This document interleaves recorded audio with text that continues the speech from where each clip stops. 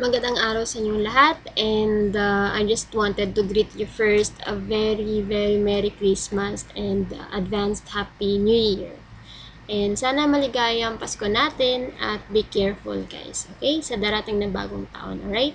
So yung i-share ko ngayon is isang topic na gusto ko nang i-share dati pa, pero ngayon lang talaga nag-trigger sa akin kasi lately marami ako nakakausap na tao na naka-encounter ng ganito, okay? So ano ba ito? So first of all guys, gusto ko lang i-ask sa iyo yung mga tanong na to. Okay, so gusto ko lang malaman kung na-experience niyo ng ma-scam before or na-experience niyo na bang mag-invest sa isang opportunity or business na walang naibalik sa'yo. Alright? So, kasi personally guys, I experienced that thing. Okay, so I invested almost 70,000 sa iba't ibang klase na negosyo, pero sa huli walang naibalik sa akin. So, talagang sabi ko na napakasayang at nanghinayang talaga ako sa pera dahil alam mo yung pinaghirapan mo yung pera, ininvest mo para tumubo, pero yung nangyari is nawala pa sa'yo. Yung pakiramdam na ganun na gusto mong kumita dahil gusto mong tumulong sa pamilya mo, gusto mong kumita dahil gusto mong mabigyan ng time freedom and financial abundance yung pamilya mo.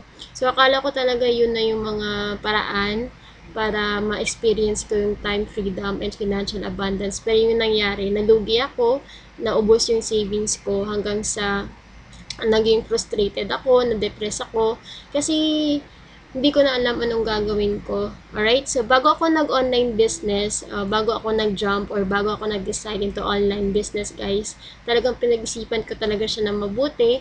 Okay? So, I made it sure na hindi na mangyari sa akin yung nangyari sa akin dati. Alright? So, yun nga guys, kung na-experience nyo din yung same experience ko na nag-invest kayo sa isang opportunity pero walang naibalik, well, this topic is for you, okay? Or kung isa ka sa mga tao na nag-iisip na pumasok sa isang opportunity or isang business pero hindi mo alam kung legit or legal ito, well, this video is for you. You have to watch this till the end, okay? So, yun nga, yung topic ko is paano mo malalaman na legit or scam ang isang business. Alright? So, may mga key points ako dyan, guys. Malalaman mo na legit ang isang negosyo, first of all, kung registered siya sa SEC. Okay? So, yung SEC is siya nagpro-provide ng approval na mag-operate ang isang business. So, you can go to the website www.sec.gov.ph. Actually, guys, searchable siya. Okay, sa internet, kung i-type nyo lang sa google.com or kahit anong browser meron kayo. At once na nakapasok kayo sa website, pwede nyo i-type yung company na gusto nyo pasukan. Tapos once na nasa list siya ng mga validated or mga legit na company, meaning nun, okay siya. Alright?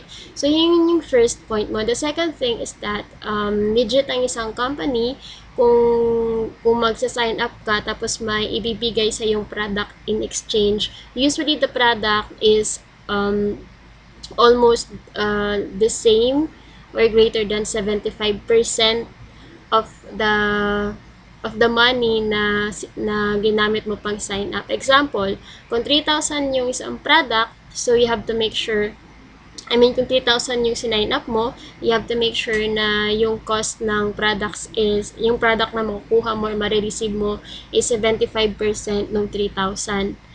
Alright? So, that's how you're going to check. Okay? Kasi nasa Republic Act yun if you're going to search for it. Okay? So, the third thing is that you have to make sure na yung company, kung MLM man or networking, you have to make sure na may physical na office sila. So, they have the contact email address, contact address, and contact number. Okay? Tapos, kung online business naman, gaya ko, you have to make sure na may mga regular meetups kayo. You have to make sure na may webinar online training kayo weekly. Okay? You have to make sure na may contact sa support. Alright? And you have to make sure na yung mga tao or yung owner ng company is approachable siya, friendly. Okay? Tapos, easy to get along with. So, yun yung mga points doon. Tapos, yung ikaapat is that legit ang isang company Okay? Kung yung ways na kitaan is hindi madalian na hindi yung mag-invest ka lang, kikita ka na, wala kang gagawin. So, walang ganun bagay, guys. Alright? So, walang get rich quick or walang madaling payaman na programa na legit. Okay? So, again, make sure na yung company na sasalihan mo, hindi ka bibigyan ng pera na wala kang gagawin. Okay? So, kailangan mong paghirapan ang pagkita mo or kung MLM yan, make sure na you will be allowed na magre-require na mag-sponsor ka or mag-recruit ka para kumita ka sa negosyo mo. The same thing with the online business na hindi ibulalagay mo lang yung pera doon, tapos kikita ko tutubo na after a couple of weeks yung mga promises na ganyan, guys. Suntok sa buwan yun. Okay? So, yun nga guys, yun yung 4 na bagay na kailangan mong tandaan. Okay? Na para malaman mo na legit ang isang company. Alright? Tapos guys, malalaman mo din na scam ang isang company. Okay? Kung hindi nagpro-provide ng mga training sa iyo, kung pinapabayaan ka lang after mo mag-pay ng sign up or pang sign up mo, so hindi masyadong nagpro-provide ng value sa iyo. Okay? Tapos yun nga, yung pangalawa is scam siya kung ipinapromise sa'yo, nakikita ka dyan na wala kang gagawin. Kasi sabi ko kanina na hindi ka kikita sa isang bagay na hindi mo pinaghihirapan.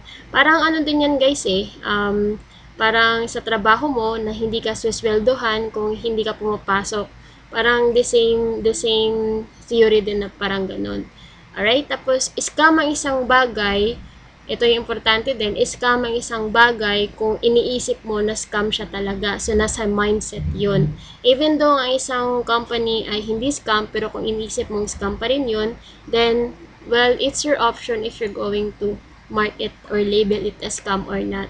So, nasa mindset mo yun. Kasi kahit anong paniwanag na ibibigay sa iyo ng company or kahit ma-meet mo yung may-ari ng company, i-explain sa iyo ano yung proseso ng company, pero kung hindi ka naniniwala sa sinasabi nila or kung hindi ka naniniwala sa compensation plan or sa mga testimonies ng mga members, then ang problema na sa iyo, nasa pag-iisip mo. Okay?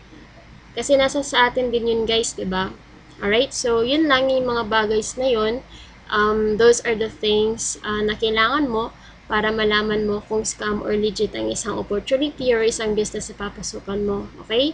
So guys, we have to be careful this time kasi marami nagsisalabasan online, especially or mga ads ngayon na nagbibigay ng mga get rich quick na mga program. Alam ko na alam nating lahat, alam ko guys na you're smart enough to know this. Alam nating lahat na walang kumikita ng pera nang wala kang ginagawa. Okay? So, na-experience ko yan dati guys. So, kung na-experience nyo din, wag nyo hayaan na maulit pa kasi sayang ang panahon, sayang ang pera, pinaghirapan nyo yung pera. So, make sure na may maibalik sa iyo. Okay?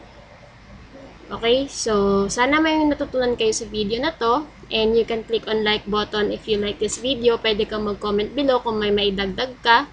Okay, and you can share this video for awareness sa mga friends mo, kakilala, kaibigan, kamag-anak.